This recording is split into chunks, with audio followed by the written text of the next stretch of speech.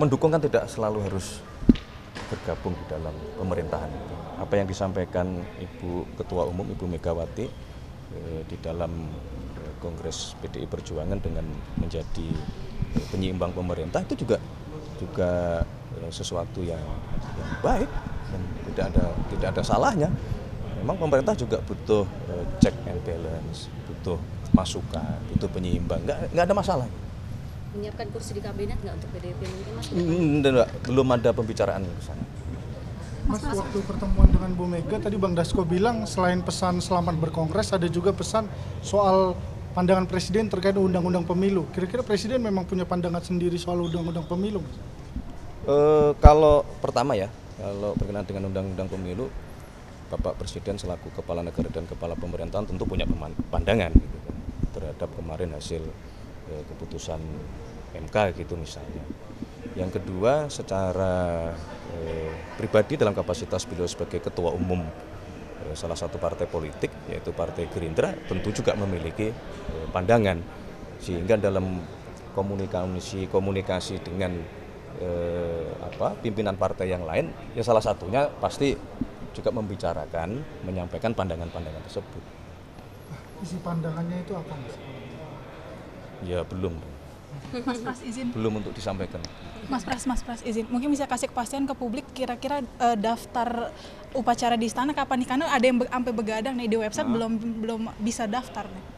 Kapan dibukanya? Seharusnya mulai hari ini. Nanti kami cek ya. Kalau secara teknis ada masalah coba kami cek. Mungkin jamnya siang jam 12 atau gimana? Kalau upacara 17 Agustus karena itu adalah upacara peringatan detik-detik proklamasi ya pasti pagi. Ya, kemarin kan juga sudah disampaikan oleh panitia bahwa upacara peringatan detik-detik proklamasi tanggal 17 Agustus itu bertepatan hari Minggu akan dimulai dari pagi hari seperti biasa. Ya, diawali ada kirap bendera pusaka dari Monas menuju ke istana. Ya, kemudian kurang lebih pukul 10 akan tepat acara puncak peringatan detik-detik proklamasi. Mas Pras, ini kebijakan tarif Trump ini masih ada negosiasi terkait apakah penetapannya masih akan dikurang dari 19% atau seperti apa?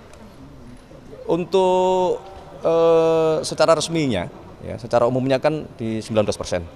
Tapi memang kemudian ada beberapa komoditi tertentu yang memang ada pengecualian. Kalau negosiasi ya terus menerus kita mencoba melakukan upaya negosiasi meskipun pihak pemerintah Amerika sudah menetapkan tarifnya gitu. Masih ada kemungkinan bisa berubah?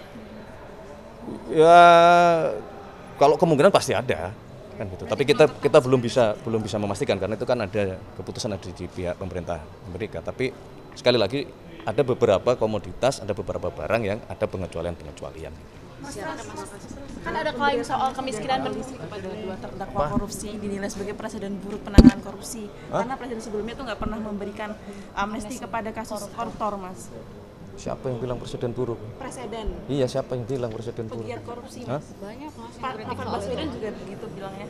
Enggak. Pakar-pakar anti korupsi. Enggak lah. Kan satu presiden menggunakan haknya. Ya, itu diatur di dalam konstitusi. Yang kedua, memang semangatnya beliau kita ini butuh persatuan dan kesatuan gitu. Ya, bukan berarti kita akan membiarkan praktek-praktek korupsi tidak. Gitu.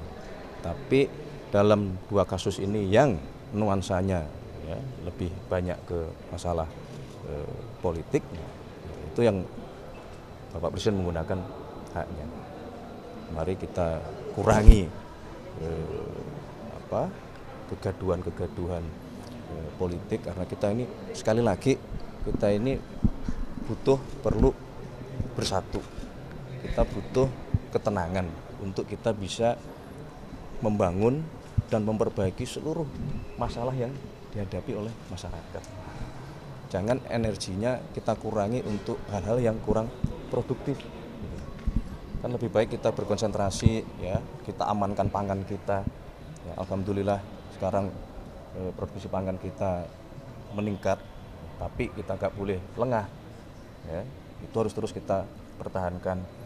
Kita perlu menangani adik-adik kita dengan makan bergizi, ya, yang hari ini belum bisa seluruhnya menerima manfaat.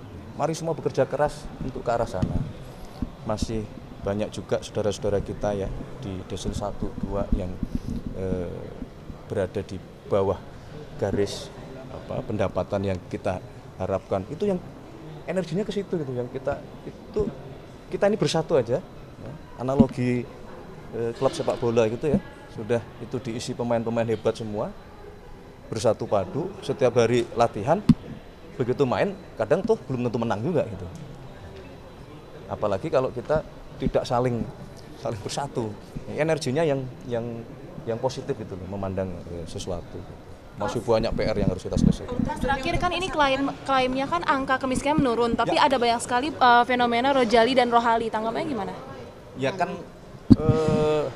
penurunan angka kemiskinan itu kan ada ukurannya ya, ada patokannya. Dan dalam hal ini yang memiliki kewenangan secara perundang-undangan itu kan di BPS. Nah BPS kan bekerja sekian bulan melakukan pendataan, dan akibat dari program-program yang dijalankan oleh pemerintah didapati ya, data bahwa terjadi penurunan.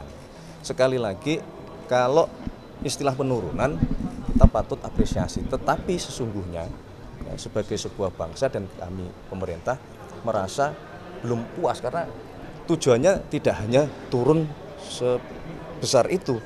Tujuannya ya, berkali-kali Bapak Presiden menyampaikan bahwa tidak boleh lagi seharusnya di negara kita ini ada rakyat kita yang masih hidup di bawah garis kemiskinan atau masih hidup yang berkesusahan.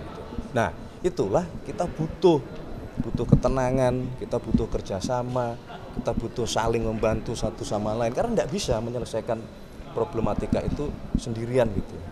Seperti tadi contoh ya, masalah pengemudi, nggak bisa kita hanya menyelesaikan dengan teman-teman pengemudi. Di situ ada teman-teman pengusaha angkutan, di situ ada teman-teman yang pemilik barang, para pengusaha pemilik barang. Kalau sudah di jalan di situ kita harus berkoordinasi dengan teman-teman Kementerian Perhubungan. Kalau sudah masuk jalan tol kita berkoordinasi dengan BUMN.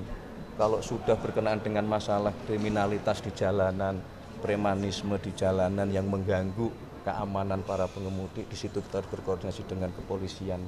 Nggak bisa, memang harus bekerja sama. Oke.